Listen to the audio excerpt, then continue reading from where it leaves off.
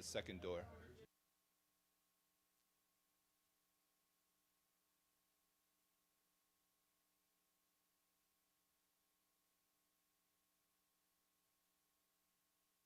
This one. And then that one's hot too, right? Whatever that one is.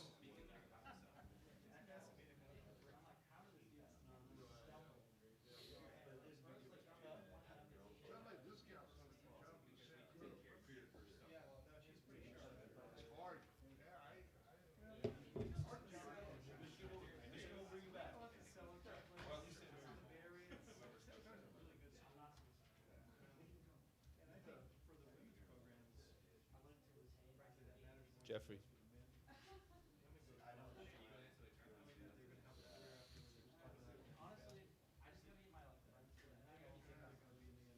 Just double checking. This is the new one. This is the stew presser, right? Yeah. Okay. It should say, I don't know, I guess not.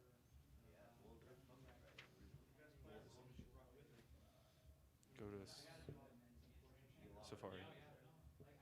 Go to webinars. The one that, yep, we're good. You sure? Yeah, because that one was highlighted. No, I did that. Before you did that, you did. It was, It should show that it's working though. go back to Zoom. Here. Isn't there like an information? There's the information. Like go to more? Like isn't there a way to see the name of it?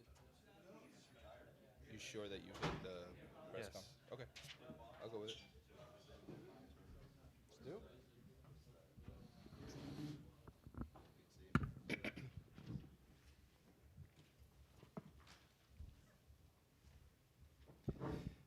All right, good evening, everyone, and welcome to the Credit Union One West Coast Conference Basketball Championship here at Orleans Arena and our news conference with West Coast Conference Commissioner Stu Jackson.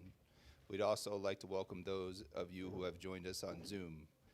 We'll begin with opening remarks for Commissioner Jackson and then open it up for questions from members of the media. When we get to questions, we'll ask that each of you state your name and affiliation before asking a question.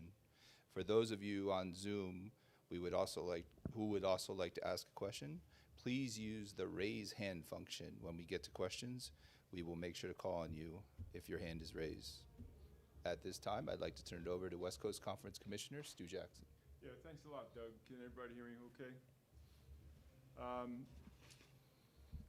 I would like to just give a brief opening statement and then certainly, as he said, open it up to anything that you care to discuss.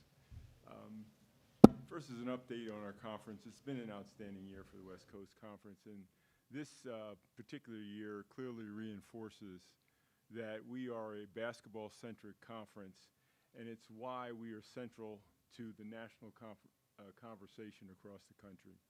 The West Coast Conference is ranked 8th nationally and home to 3 teams in the top 42 in net. Only the ACC, Big East, Big 10, Big 12, SEC, and West Coast Conference can stake that claim. With that, we are optimistic about receiving 3 bids to this year's NCAA tournament. What makes our credentials meaningful is they define the strength of our conference beyond just one single team. By way of example, Santa Clara's season has been nothing short of extraordinary. Their consistent performance, coupled with St. Mary's traditional standard of excellence, has challenged our entire conference and elevated our national prominence.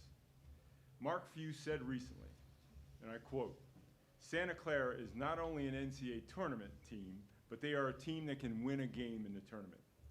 That level of respect from a competitive rival and a future Hall of Famer says much about our ability to compete on the national stage. The depth of the West Coast Conference has been on full display all season long. 6 of our teams sit in the top 125 of the net, including a vastly improved Pacific team and our newest member, Seattle U, who has provided immediate value to this league over the course of the season. We are also proud to be the only conference with 3 head coaches who have won at least 550 Division I games. That level of leadership, combined with the proven coaching talent across our membership, bodes well for the future strength and stability of the West Coast Conference. As we look ahead, two of our incoming coaches, Denver's Tim Bergstrasser and UC San Diego's Clint Allard, are finalists for the Joe B. Hall Award as the top first-year coach in Division I. We congratulate both of these coaches on their early recognition. The West Coast Conference's commitment to our student-athletes' experience and wellness have guided our regional expansion to 8 of the 9 largest cities in the West. Our vision of expansion in the future is defined by a commitment to doubling down in the West Coast region.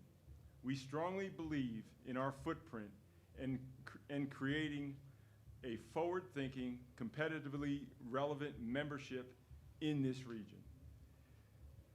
At our men's and women's tournament right now, we celebrate the competition, the excellence of all of our teams, our coaches, our student athletes, and the thriving spirit that defines the West Coast Conference.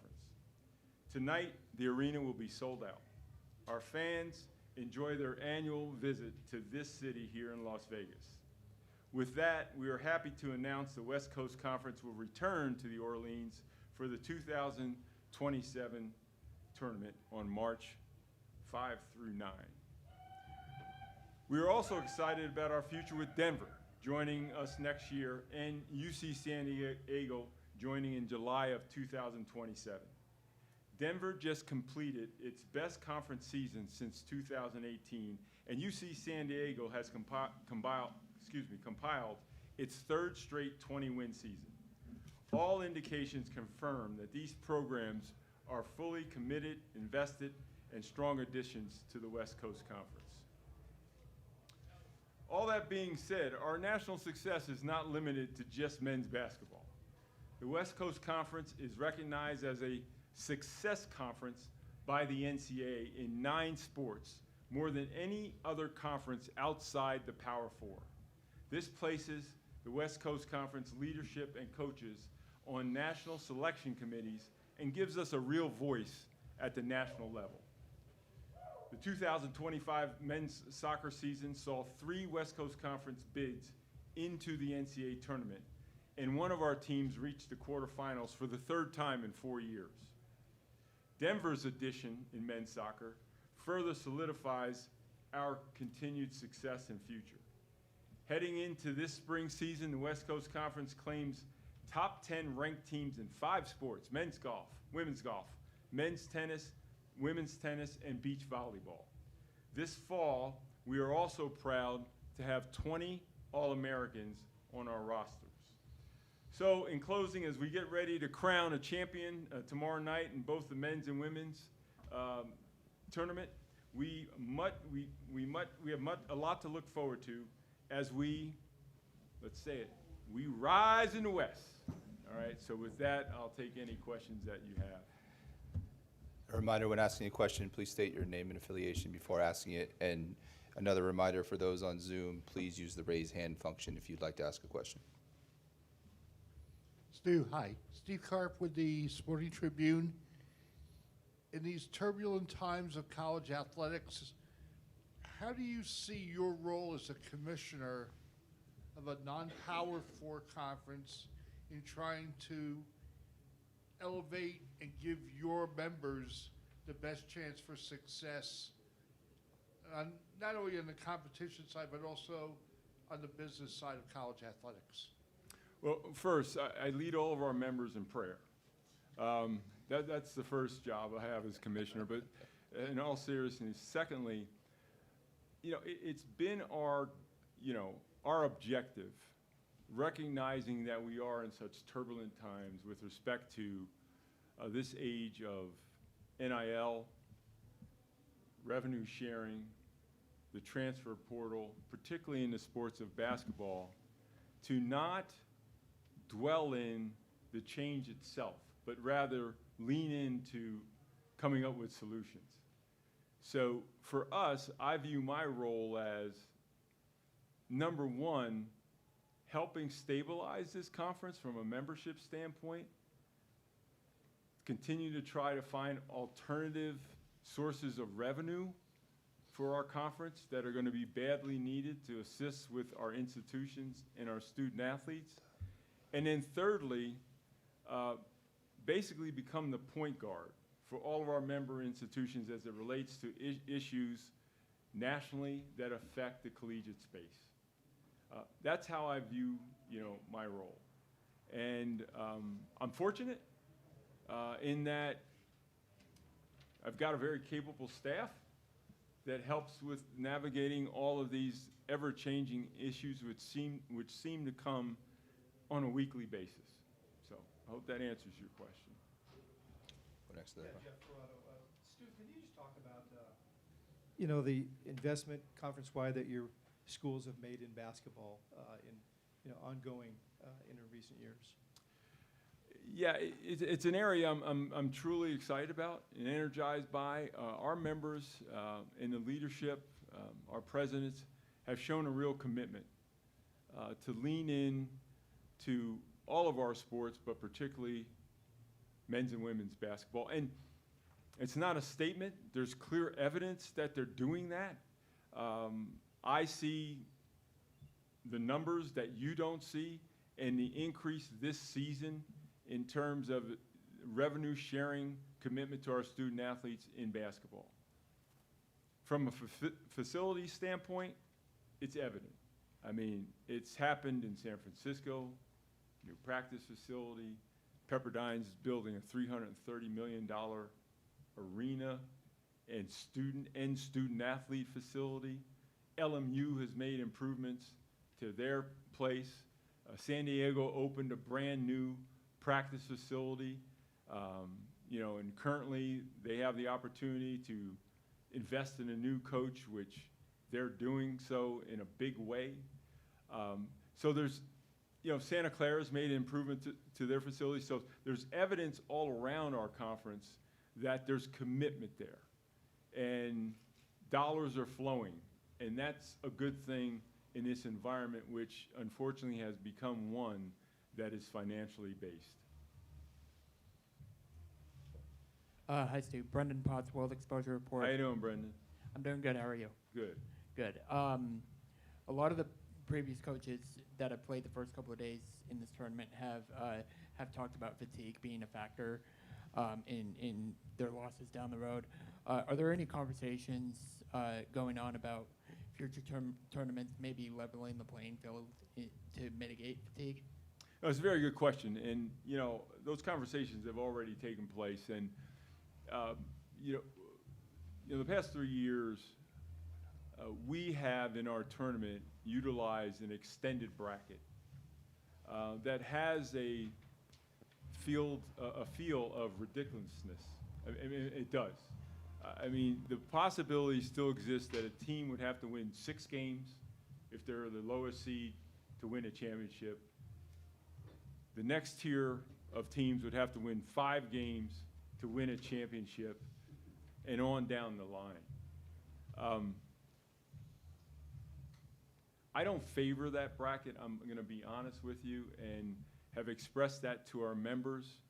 And fortunately, our executive council, the basketball operations cabinet, and ultimately the presidents voted to move to a traditional bracket for next year's tournament, which would include a couple first-round games, and then we would move directly into the quarterfinals. I like that bracket for a number of reasons. One that you just pointed out. It lessens the fatigue and increases the opportunity for a team to actually make a run in our tournament. I think that's great. When you have your 1 and 2 seed in the quarterfinals, I think ESPN will like that, having the opportunity to see our number 1 seed 3 times instead of 2. And then thirdly, it's just better for the student athletes. I mean, gives them a sense of hope, more of an experience. They all arrive in town relatively at the same time versus we have some teams arriving on Tuesday and other teams arriving on Saturday. It doesn't really build a sense of community. So for those reasons, we're going to try it for a year, see how it unfolds. We could always have the opportunity to go back to what I call the silly bracket that we have now at a later date, but yeah, that's what we're going to do. So, Go ahead, Rocco, next. next year, 2027. Go ahead, Rocco.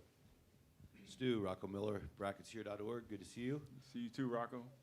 So, first question for you is, with the exit of Gonzaga and the formation of the new Pac-12 next year, and the Mountain West, what's left of it, is there talks right now to do any type of scheduling alliance to guarantee opportunities for these teams to build a resume with outside of the conference?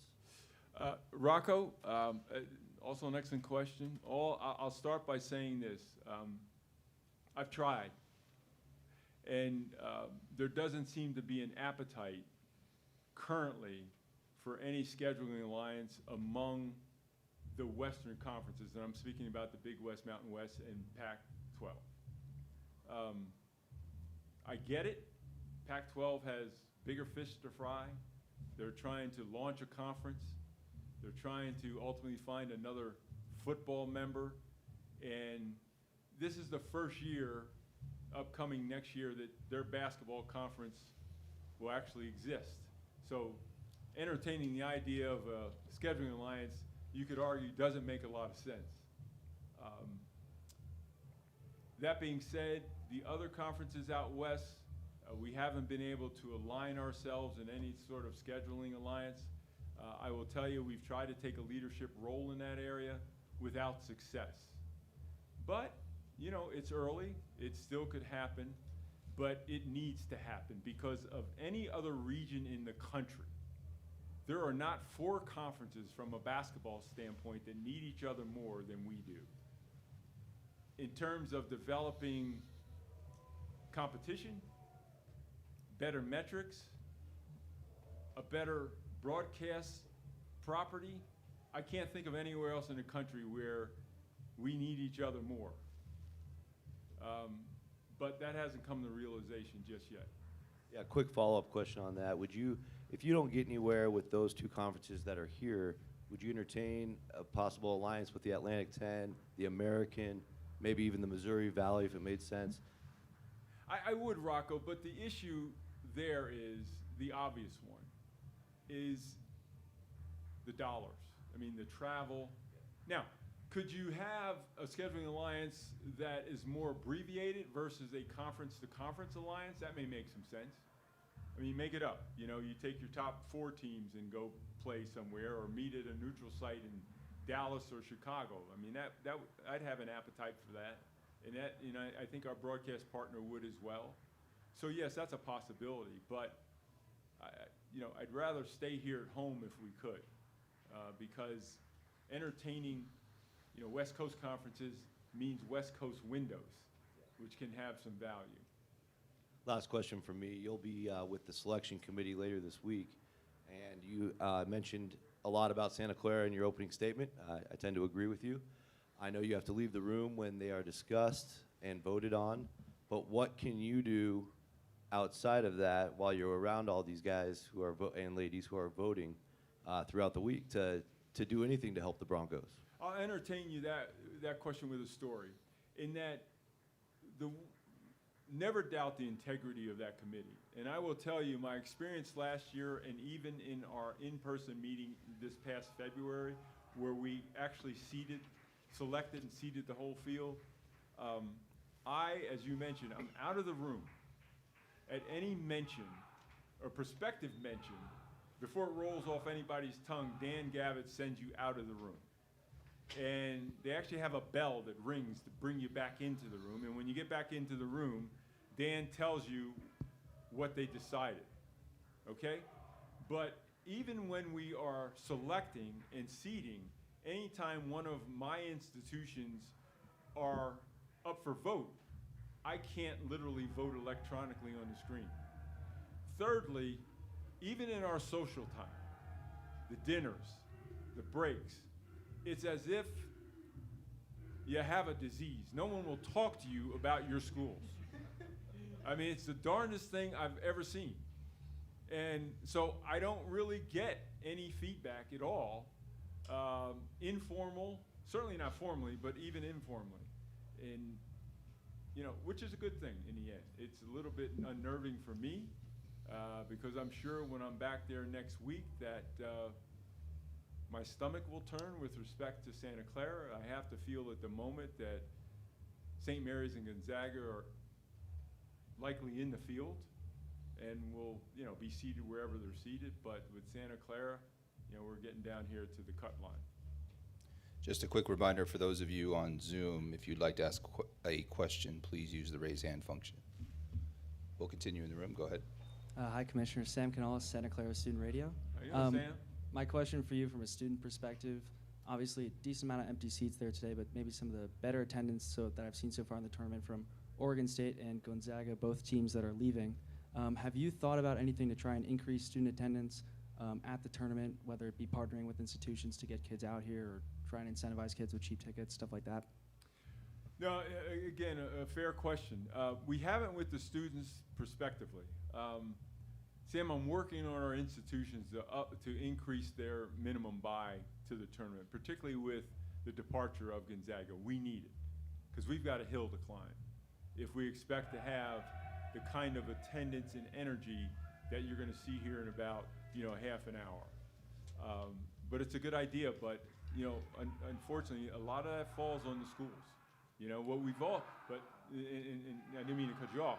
What we have done last year is actually partnered with an outfit called ProTix to go out and sell Future Tix, to go out and sell proactively tickets before the tournament and start that cycle earlier.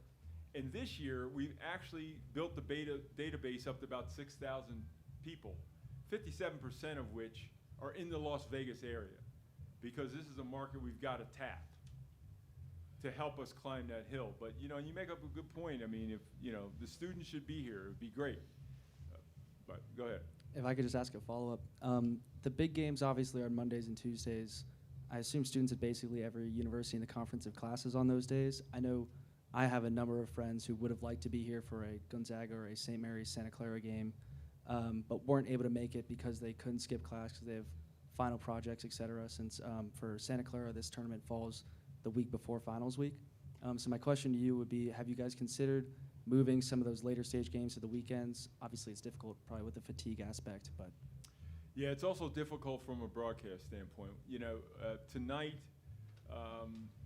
you know, the first game is on the ESPN platform, and I'm just being candid with you. The second game's on ESPN2. Tomorrow night, we're on ESPN on a window on Tuesday night that's really exclusive across the country. All eyes are going to be on the West Coast Conference. That's difficult to give up, you know. At the same time, I'm happy to hear that, you know, all of our students are studying, because at the end of the day, that's what it's about. I wish they could do both. But, you know, contrary to when I went to school, I heard you have these things called online classes. You know, I could see students in the stands on Monday and Tuesday night actually on their phone taking. I'm kidding, but They got presentations in person or like early finals. It's a whole thing. yeah, it's unfortunate. Go ahead. We'll continue. Go ahead. All right. It's Zach Farmer, unofficial WCC Hoops podcast. How you doing, Zach? How's it going?